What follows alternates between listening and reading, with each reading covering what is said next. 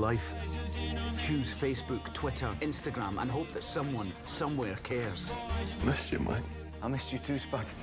Choose looking up old flames, wishing you'd done it all differently. Do you still take heroin? No. And choose watching history repeat itself. Oh, Franco. Simon, I'm home. Choose your future. So doing again some characters, your characters that are iconographic for the viewer must be a pleasure, but also a great responsibility. Which of those emotions was like most important for you, or which one did you feel the most? I think, you know, there's certainly sort of trepidation when I started, you know, because you know that this character it means so much to people, you know, from the previous film. So you really don't want to get it, you don't want to mess it up, you know, you want to try and get it right and try and do it justice.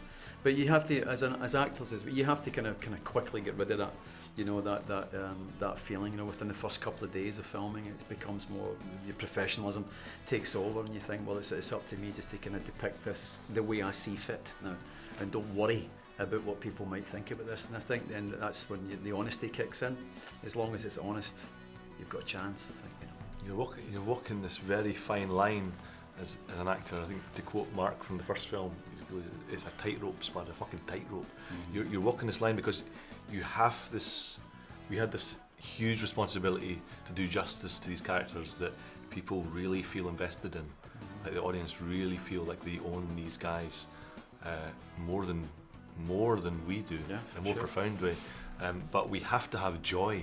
You know, as an actor, you have to have find some kind of joy for whoever it is that you're playing. You know, so you have to have that joy and that responsibility. You know, you have an equal weight, I think. Your character in the first movie is almost a supporting character, but here I think you are the main character. Oh, wow. How was this change for you? Well, it absolutely is not drawn that way in the script. Each of the characters have equal weight, and Danny and John were very careful to engineer something that did justice to all the characters, and all the characters have a beautiful story in this. Tragic, funny, moving. You care about them, but they all have.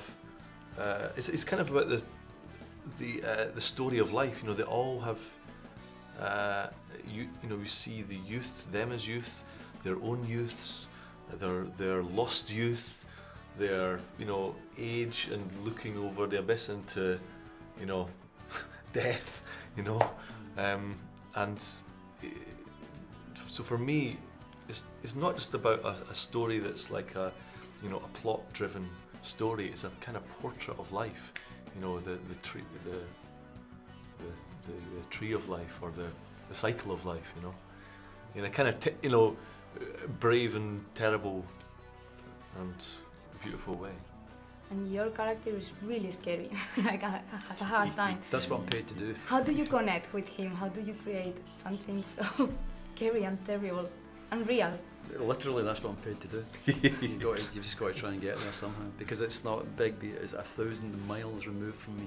I cannot tell you how far away that guy is from me.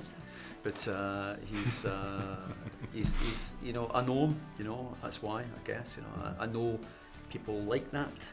You know, I kind of grew up with people like that, and there's a kind of certain way that you there's a kind of shorthand to get into that rage that you feel.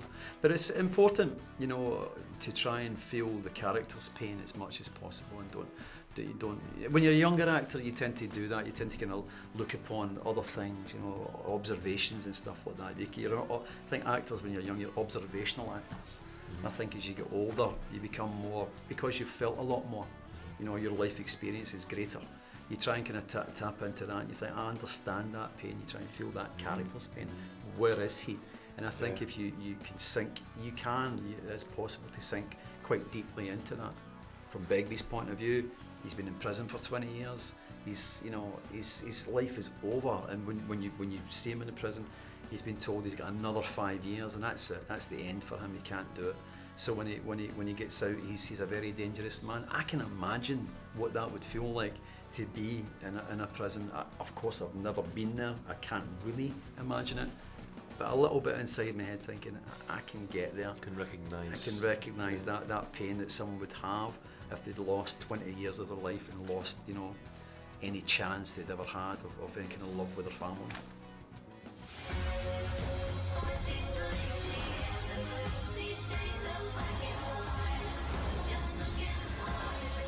Estás enganchado. Pues sigue enganchado. Pero engánchate a otra cosa. Elige a tus seres queridos. Elige tu futuro. Elige ya.